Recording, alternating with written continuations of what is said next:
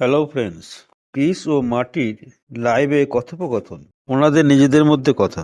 তারা যে অনেক কাজ করছে, কিন্তু আমার মনেও একটা প্রশ্ন আছে। আপনি উত্তর দিন ক্রিস, এটি কখন ঘটতে যাচ্ছে আপনি জানেন কিনা? গতকাল লাইভে মার্টি প্রশ্ন করলেন ক্রিসকে।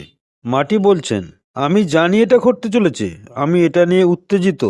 ক্রিস কিন্তু বলছেন, এখানে লাইভে আসা এবং প্রতিদিন কথা বলা কি সহজ? কারণ তো একটা রাখতে হয়। লাইভ করতে আমাদের হয়তো অনেক মজা আছে, কিন্তু আমরা চাই আপনারা ফাউন্ডাররা উত্তেজিত থাকুন। আমরা চাই সেটা আপনি বুঝতে পারেন যে স্যার যা কিছু করছে ঠিক তার মধ্য দিয়ে যাচ্ছে। অনেক লোক এমন জিনিসও প্রকাশ করছে যা অগত্যা সত্য নয়। আমি তাদের সাথে ব্যক্তিগতভাবে কথা বলার চেষ্টা করি।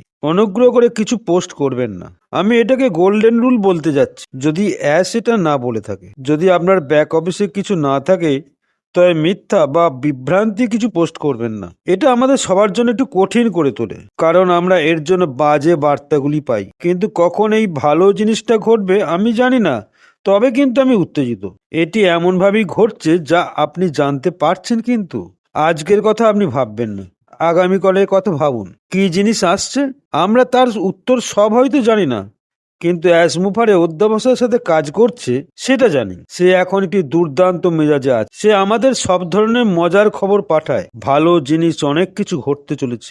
আমি আপনাকে সোমবারে বলেছিলাম না, কয়েক সপ্তাহের মধ্যে আমরা এমন কিছু দেখতে পাবো যা কোম্পানির মিথ্যে শব্দটাকে মোচড় দেবে। সেই জন্যই তো আমি এমন অনেক লোকের সঙ্গে কথা বলেছি যাদের আমি শান্ত হতে আর বিশ্বাস করতে বলেছি। কেউ যদি আমাদের লাইভে কিছু বলে বা না বলে, তবে আমাদের লাইভে তারা থাকুন, দেখুন আমরা যেটির প্রশংসা করি এবং আপনার নিজেদের মধ্যে ঠিক কি ঘটতে চলেছে যখন বলতে যান, সেটা কিন্তু আমরা সুযোগ পান। কিন্তু মাটির শেয়ারিং একটু উদ্বেগ তৈরি করে। বিক্রয় সম্পর্কে তিনি যেন বেশ উদ্বিগ্ন। বিশ্বের বেশ কিছু দেশ যে কি করবে সেই নিয়ে উনি চিন্তা করেন। কিন্তু আমি মহান প্রতিক্রিয়া পাচ্ছি।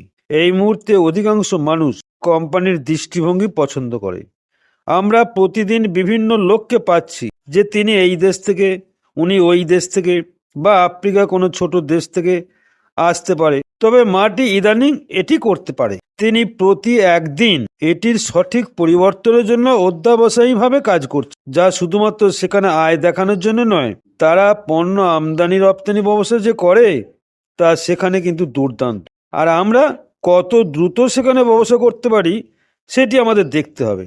কারণ অনপ্যাসিভ একটি আশ্চর্যজনক কোম্পানি যা আমরা সেখানে ব্যবসা করতে পারি।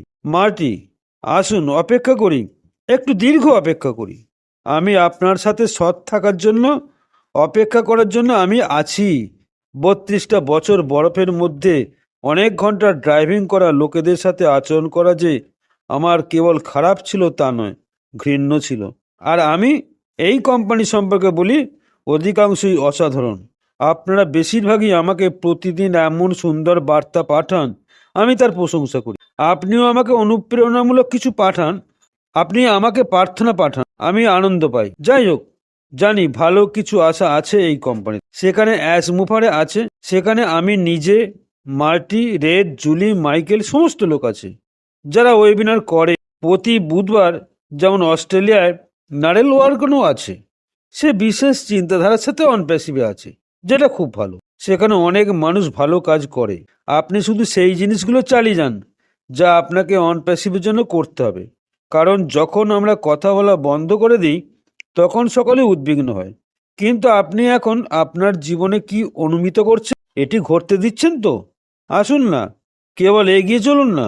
আমি আপনাকে আবার বলি, আপনি সমস্ত কিছু ভালো পোস্ট কিন্তু আপনি করতে পারেন। ইউটিউবাররা সঠিক জিনিসের জন্য সঠিক উপায়ে এই কোম্পানিতে কি ঘটছে সেটা জানিয়ে যায়, যে নিশ্চিতভাবে এখনই সবকিছু সারিবদ্ধ করা হচ্ছে, প্রতিটি টুকরো টুকরো একসাথে রাখা হচ্ছে। যখন আমাদের ভাই বেরিয়ে আসবে, তখন সবকিছু বলার সিদ্ধান্ত নেয়। আপনি যদি এটিতে 6 বছর ধরে থাকেন বা 5 বছর, যাই হোক না কেন, সবই কিন্তু ঘটতে চলেছে।